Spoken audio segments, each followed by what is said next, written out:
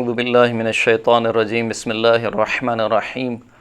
الحمد للہ رب العالمین والصلاة والسلام علی محمد وعلی آلہ الطیبین الطاہرین المعصومین واللعنۃ الدائمۃ علی اعدائہم اجمعین اما بعد فقد قال اللہ سبحانہ وتعالی فی کتابہ المجید بسم اللہ الرحمن الرحیم شہر رمضان الذی انزل فیہ القرآن ھدی للناس وبینات من الھدی والفرقان۔ محترم سامعین کرام، قرآن مجید کا 17واں پارہ جس میں خداوند کریم نے 2 سوروں کا تذکرہ کیا، سورہ مبارکہ انبیاء اور سورہ مبارکہ حج۔ سورہ انبیاء کی کل 112 آیات ہیں اور سورہ مبارکہ حج کی کل 78 آیات ہیں جو اس پارے میں شامل ہیں۔ سورہ مبارکہ انبیاء کے بارے میں امام جعفر صادق علیہ السلام اشارہ فرماتے ہیں کہ من قرأ سورۃ الانبیاء حبا لہا کان کمن رافق النبیین اجمعین فی جنات النعیم وَكَانَ مَهِيبًا فِي أَعْيُنِ النَّاسِ حیات الدنیا۔ جو شخص بھی سورہ مبارکہ انبیاء کی قرأت کرتا ہے اس سے محبت کرتے ہوئے، یعنی جس کو یہ سورہ محبوب ہو اور وہ اس سورہ کی تلاوت کرے تو وہ اس شخص کی طرح ہے کہ جس نے تمام انبیاء کے ساتھ دوستی اختیار کی ہو اور جنات النعیم میں، یعنی خداوند کریم کی نعمتوں والی جنت میں انبیاء کا ہم نشین رہا ہو۔ اور فرمایا کہ اس کا ایک دوسرا فائدہ یہ ہے، یعنی یہ تو آخرت کا فائدہ ہو گیا، دنیا کا فائدہ یہ ہے کہ لوگوں کی نگاہ میں اس کی ہیبت بڑھ جاتی ہے۔ سورہ مبارکہ انبیاء کی ابتدائی 2 آیات میں خداوند کریم نے ارشاد فرمایا کہ لوگوں کے حساب کا دن نزدیک آ چکا ہے، لیکن لوگ ہیں کہ غفلت میں پڑے ہوئے ہیں، اور جب بھی ان کی طرف خداوند کریم کی طرف سے کوئی ذکر آتا ہے تو یہ کھیل کود میں لگ جاتے ہیں۔ خداوند کریم ارشاد فرماتا ہے کہ اقترب للناس حسابهم وهم فی غفلۃ معرضون، کہ لوگوں کے لیے ان کا حساب نزدیک آن پہنچا ہے جبکہ وہ غفلت میں پھرے جاتے ہیں۔ ما یاتیہم من ذکر من ربہم محدث الا استمعوہ وهم یلعبون، کہ ان کے پاس اپنے رب کی جانب سے کوئی بھی ذکر نہیں آتا مگر یہ کہ وہ اس ذکر کو سنتے تو ہیں لیکن پھر دوبارہ کھیل کود میں لگ جاتے ہیں۔ اس کے بعد خداوند کریم نے بیان فرمایا کہ یہ کفار ہمارے پیغمبر پر طرح طرح کی تہمتیں لگاتے ہیں۔ کبھی کہتے ہیں کہ یہ تو ہماری طرح کا ایک بشر ہے اور جو کچھ یہ لے کر آیا ہے وہ جادو کے سوا اور کچھ نہیں ہے۔ کبھی کہتے ہیں کہ یہ قرآن مجید جو یہ پیغمبر لے کر آیا ہے یہ مختلف خوابوں کا مجموعہ ہے۔ کبھی کہتے ہیں کہ یہ قرآن خود رسول اللہ نے اپنی جانب سے گڑھ لیا ہے، اور کبھی کہتے ہیں کہ یہ جو رسول خدا صلی اللہ علیہ وآلہ وسلم ہیں یہ شاعر ہیں۔ ساری تہمتوں کا خداوند کریم نے ایک ہی جواب دیا کہ دیکھو اگر تم سچے ہو تو ہمارے اس معجزے کا جواب لے آؤ، یعنی قرآن مجید کا جواب لے آؤ۔ آیت نمبر 5 میں خداوند کریم نے ارشاد فرمایا بل قالوا اضغاث احلام بل افتراہ بل هو شاعر فلیأتنا بآیۃ کما ارسل الاولون۔ فرمایا کہ یہ لوگ کہتے ہیں کہ یہ قرآن جو ہے وہ مختلف خوابوں کا مجموعہ ہے، بلکہ یہ کہتے ہیں کہ یہ قرآن اس رسول نے اپنی جانب سے گڑھ لیا ہے، بلکہ یہ کہتے ہیں کہ یہ رسول خدا جو ہے وہ شاعر ہے۔ پس تم بھی جو ہے وہ ایک آیت کو لے آؤ، یعنی جس طریقے سے ہم نے قرآن معجزے کے طور پر نازل کیا ہے تم بھی کوئی اس کے جیسا معجزہ لے کر آؤ۔ پھر اس کے بعد خداوند کریم نے فرمایا کہ آپ ویسے ہی پیغمبر ہیں کہ جیسے آپ سے پہلے ہم نے پیغمبروں کو بھیجا، یعنی آپ سے پہلے جو انبیاء آئے تھے وہ بھی کھاتے پیتے تھے، وہ بھی بازار میں گھومتے تھے، یعنی وہ بھی انسان تھے، اور ہم نے انسانوں کی ہدایت کے لیے انسان ہی کو بھیجا۔ کبھی بھی ایسا نہیں ہوا طول تاریخ میں کہ ہم نے انسانوں کی ہدایت کے لیے کسی اور مخلوق کو بھیجا ہو۔ تو کیونکہ گزشتہ انبیاء بھی آپ کی طرح انسان تھے تو آپ بھی انسانوں میں سے ہیں، اور انسان ہیں، انسان کی طرح کھاتے پیتے ہیں، انسان جس طریقے سے مر جاتے ہیں آپ کو بھی موت آ جائے گی۔ تو یہ جو کفار کہتے ہیں کہ اگر مثال کے طور پر تمہارا وعدہ سچا ہے یا تم سچے رسول ہو تو کوئی فرشتہ نازل کیوں نہیں ہوتا، یا اس طریقے کی خواہشات کا اظہار کرتے ہیں، یہ بالکل بیہودہ خواہشیں ہیں۔ پھر اس کے بعد خداوند کریم نے گزشتہ قوموں کا حوالہ دیتے ہوئے فرمایا کہ انہوں نے ہمارے نمائندوں کا انکار کیا، یعنی ہماری حجتوں کا، ہمارے انبیاء کا انکار کیا تو ہمارے عذاب نے انہیں گھیر لیا، اور جب ہمارے عذاب کو اپنی آنکھوں سے انہوں نے دیکھ لیا تو وہ بھاگ نکلے۔ تو خداوند کریم نے فرمایا کہ اب کہاں بھاگے جاتے ہو، دوبارہ اسی طرف اپنی زندگی کی طرف آ جاؤ کہ جو زندگی تم گزار رہے تھے اور جس کو تم بڑی اچھی اور نعمت والی زندگی سمجھ رہے تھے۔ پھر خداوند کریم فرماتا ہے کہ جب عذاب خدا نے ان کو گھیر لیا، اپنی گرفت میں لے لیا، تو پھر اس عذاب نے ان کو جڑ سے کٹی ہوئی کھیتی کی طرح اور راکھ کی طرح کر دیا۔ آیت نمبر 16 میں خداوند کریم نے بیان فرمایا کہ ہم نے اس کائنات کو بے مقصد خلق نہیں کیا، وما خلقنا السماء والارض وما بینہما لاعبین، یہ ہم نے آسمان کو اور زمین کو اور جو کچھ ان کے درمیان ہے خلق نہیں کیا کھیل کود کی خاطر، یعنی بیہودہ خلق نہیں کیا۔ خداوند کریم نے اس کائنات کی ایک ایک خلقت اور ایک ایک موجود کا ایک ہدف اور مقصد ہے جو خداوند کریم بہتر جانتا ہے۔ پھر اس کے بعد خداوند کریم نے فرمایا کہ ہم حق کے ذریعے سے باطل پر چوٹ لگاتے ہیں، کہ جس کے ذریعے سے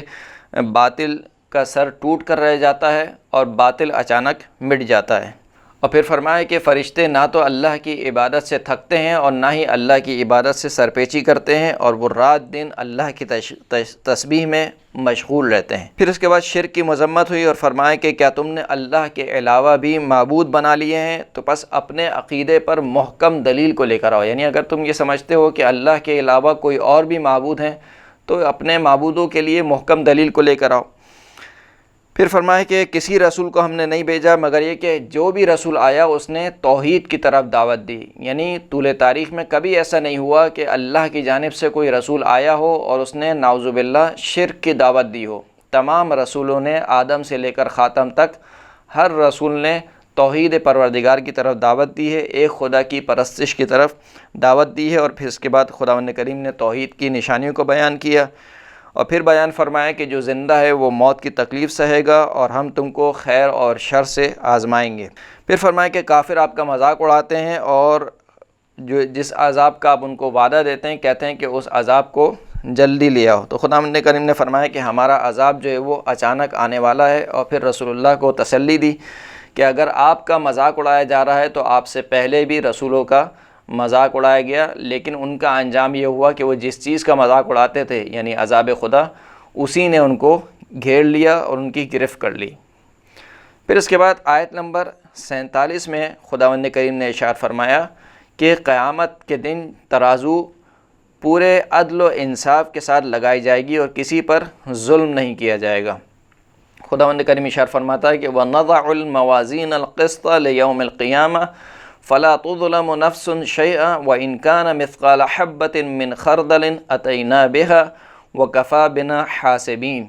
کہ ہم ترازو کو پورے عدل و انصاف کے ساتھ اور ٹھیک ٹھیک لگائیں گے، اور پھر کسی پر ذرہ برابر بھی ظلم نہیں کیا جائے گا، اور اگر ایک رائی کے دانے کے برابر بھی کوئی عمل ہوگا تو ہم اسے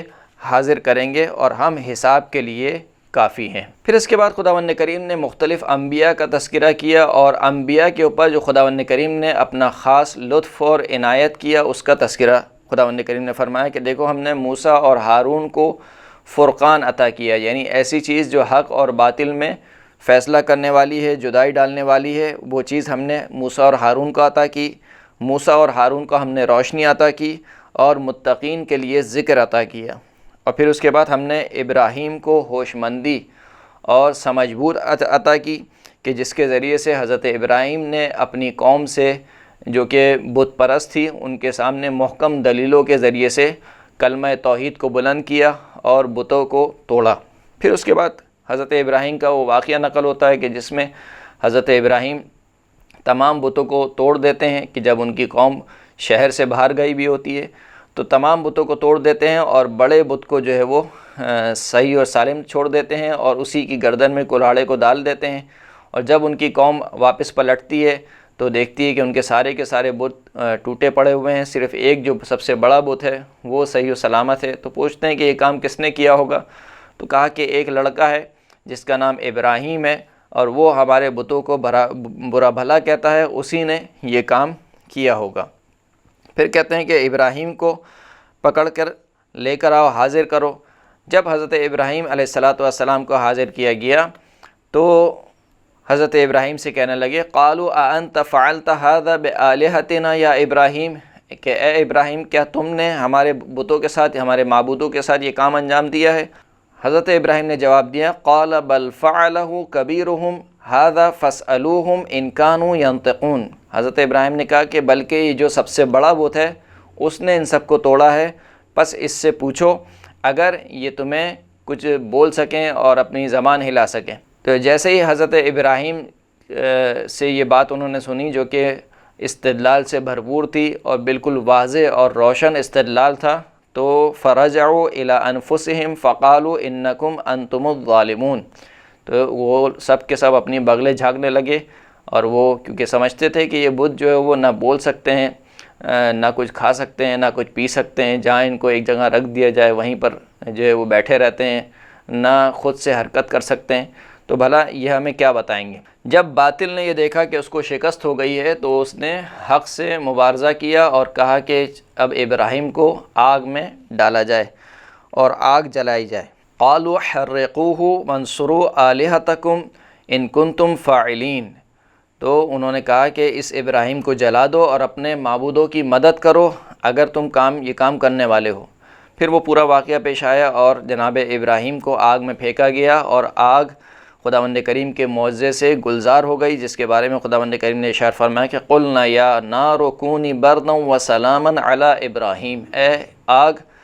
ٹھنڈی ہو جا اور سلامتی والی ہو جا حضرت ابراہیم علیہ السلام پر۔ اور یوں اس طریقے سے خداوند کریم نے اپنی حقانیت کو اور جناب ابراہیم کی سچائی کو ثابت کیا۔ پھر اس کے بعد خداوند کریم نے جناب لوط کا تذکرہ کیا کہ لوط کو ہم نے نجات بخشی اور ابراہیم کو ہم نے اسحاق اور یعقوب عطا کیے، جن کو ہم نے لوگوں کا امام بنایا،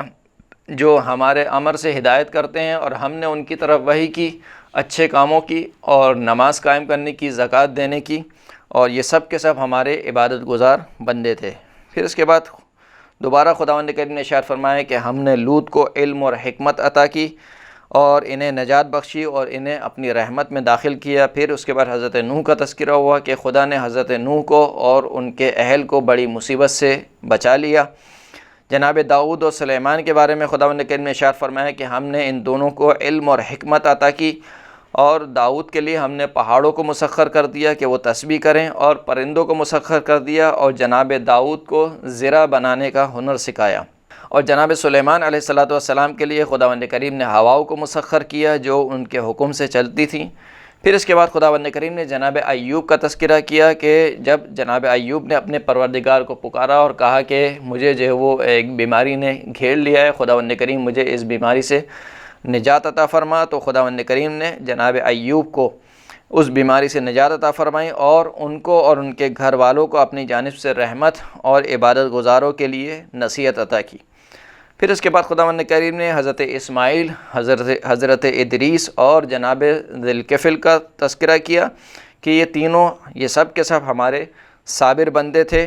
اور سب کو ہم نے اپنی رحمت میں داخل کیا، اور سب کے سب ہمارے صالح بندے تھے۔ پھر اس کے بعد جناب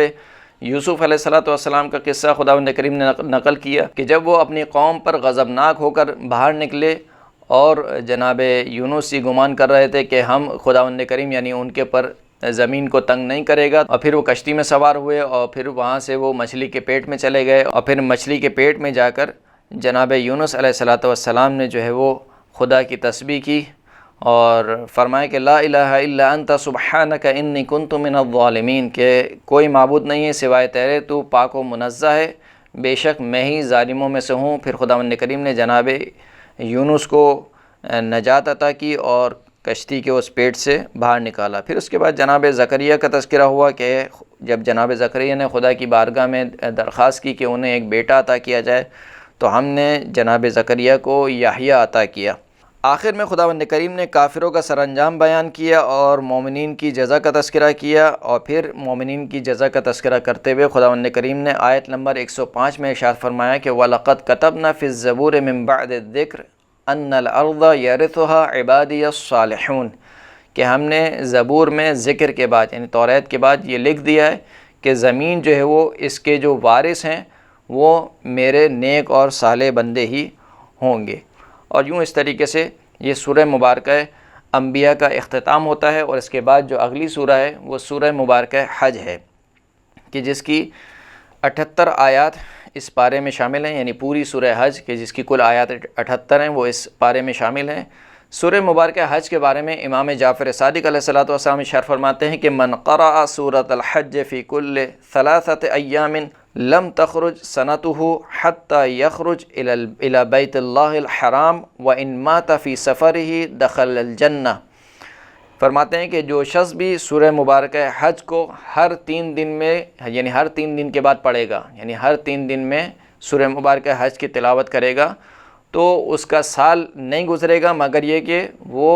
انشاءاللہ تعالی حج کے لیے روانہ ہوگا، اور اگر سفر کے درمیان وہ مر جائے تو خداوند کریم اس کو جنت میں داخل کرے گا۔ راوی نے سوال کیا کہ فَإِن كَانَ مُخَالِفًا، کہ اگر یہ سورہ مبارکہ حج کی تلاوت کرنے والا مخالف ہو، یعنی اس کا تعلق مکتب تشیع سے نہ ہو، تو پھر کیا ہوگا؟ اور وہ سفر میں نکلے اور سفر میں مر جائے، تو امام نے فرمایا کہ يُخَفَّفُ عَنْهُ بَعْضُ مَا هُوَ فِيهِ، تو خداوند کریم اس کے جو عذاب ہے اس کے بعد عذاب میں کمی کرے گا اور تخفیف کرے گا۔ سورہ مبارکہ حج کی ابتدائی 2 آیت میں قیامت کی ہولناکی کا تذکرہ ہوا،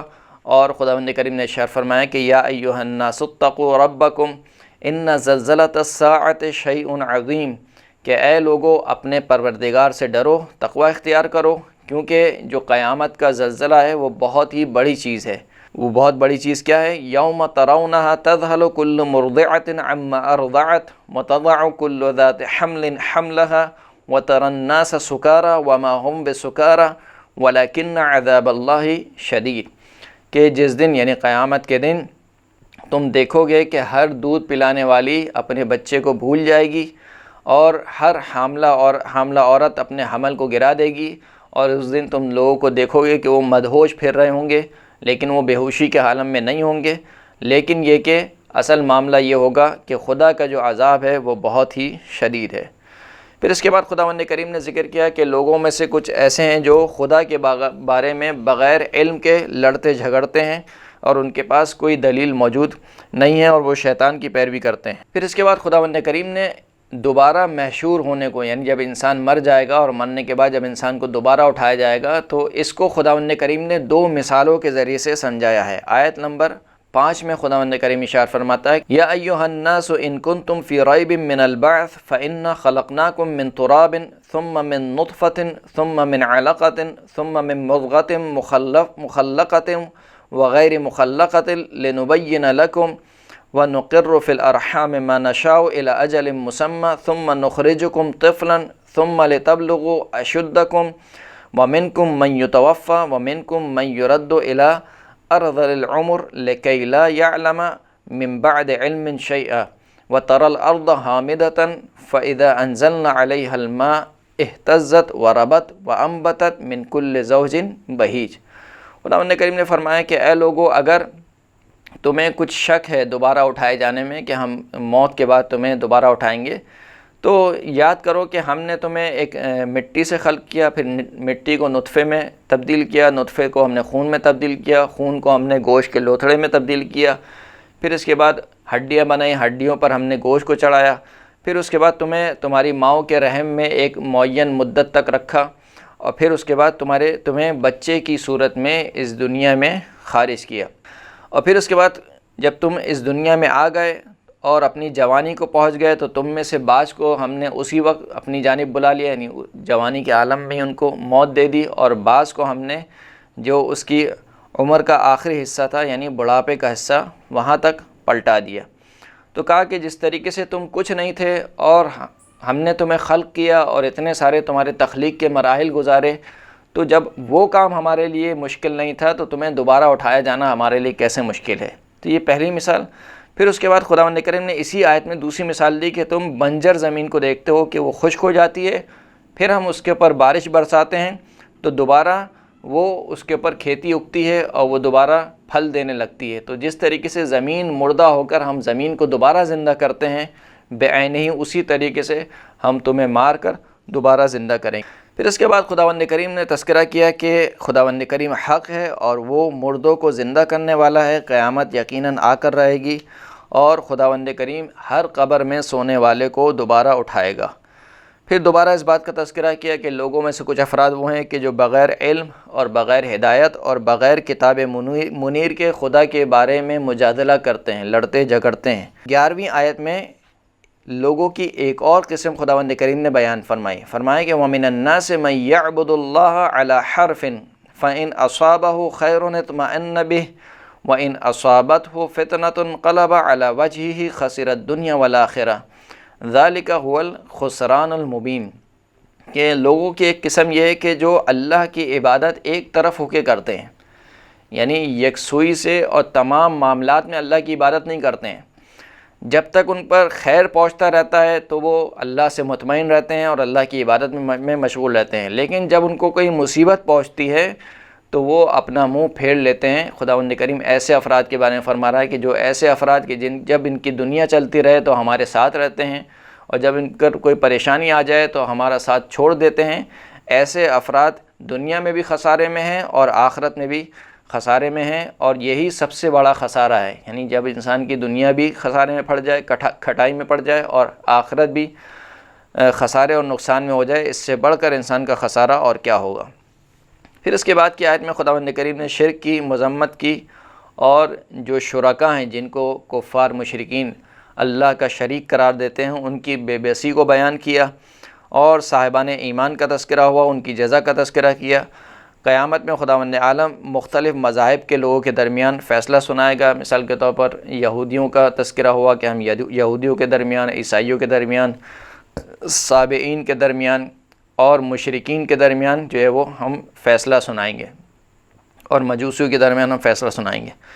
اس کے بعد خداوند کریم نے توحید کا بیان کیا اور کافروں کے عذاب کا تذکرہ کیا اور مومنین کی جزا کا تذکرہ کیا۔ پھر فرمایا کہ جو اللہ کے راستے سے اور مسجد الحرام سے روکتا ہے اسے ہم دردناک عذاب کا مزہ چکھائیں گے۔ اور پھر خداوند کریم نے حضرت ابراہیم کو حکم دیا کہ وہ خانہ کعبہ کی تعمیر کریں اور اسے طواف کرنے والوں، نمازیوں، رکوع اور سجدہ کرنے والوں کے لیے پاک کریں اور لوگوں کو حج کا حکم دیں۔ اور پھر آیات کا ایک طویل سلسلہ ہے کہ جس میں خداوند کریم نے حج کے فقہی احکامات کو بیان فرمایا۔ تقریباً آیت نمبر 37 تک خداوند کریم نے حج کے احکام کو بیان فرمایا، اور پھر اس کے بعد جہاد کا تذکرہ ہوا اور خدا کی جانب سے نصرت کا ذکر ہوا، اور رسول اللہ کو تسلی دی گئی کہ اگر آپ کو جھٹلایا جا رہا ہے تو آپ سے پہلے بھی انبیاء کو جھٹلایا گیا ہے۔ پھر فرمایا کہ کافر عذاب خدا کے بارے میں عجلت سے کام لیتے ہیں، یعنی یہ کہتے ہیں کہ جس عذاب سے تم ہمیں ڈراتے ہو اس عذاب کو جلدی سے ہم پر لے آؤ، یعنی مذاق کے طور پر اور طنز اور طعنے کے طور پر کہتے ہیں۔ جبکہ خداوند کریم فرماتا ہے کہ اللہ کا وعدہ سچا ہے اور اللہ اپنے وعدے سے تخلف نہیں کرتا، اور کتنی ہی بستیوں کو اللہ نے مہلت دی جبکہ ان کے رہنے والے ظالم تھے، اور پھر اچانک سے اللہ کے عذاب نے ان کو اپنی گرفت میں لے لیا۔ اس کے بعد خداوند کریم نے انبیاء کی عصمت کا تذکرہ کیا اور فرمایا کہ ہم نے اپنے انبیاء کو شیطان سے بچا کر رکھا ہے۔ پھر کافروں کی سزا اور مومنین کی جزا کا تذکرہ ہوا، توحید کا بیان ہوا۔ کئی آیت میں خداوند کریم نے توحید کا بیان کیا، اور آخری آیت میں خداوند کریم نے اللہ کی راہ میں جہاد کرنے کی ترغیب دلائی، اور یوں اس طریقے سے یہ قرآن مجید کا 17واں پارہ اپنے اختتام کو پہنچتا ہے۔ وآخر الدعوانا الحمد للہ رب العالمین۔